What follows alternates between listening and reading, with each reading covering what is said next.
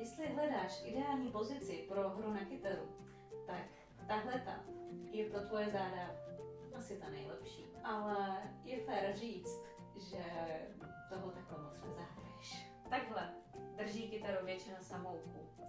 Je to jako když se ti parťák sesune v hospodě po 5 pivech na rameno a ty se ho snažíš podpírat.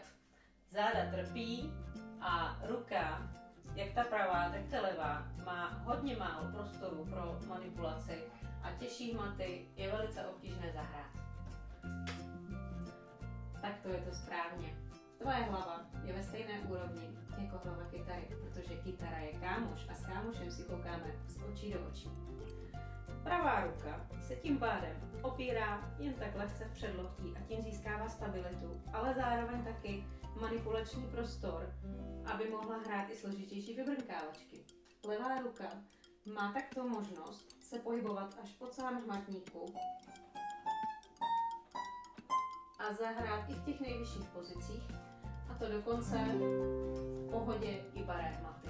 Dej si pod nohu buď tuto kytarovou podnožku, anebo si zainvestuj do kytarového polštářku a můžeš tak mít obě dvě nohy opřené o zem.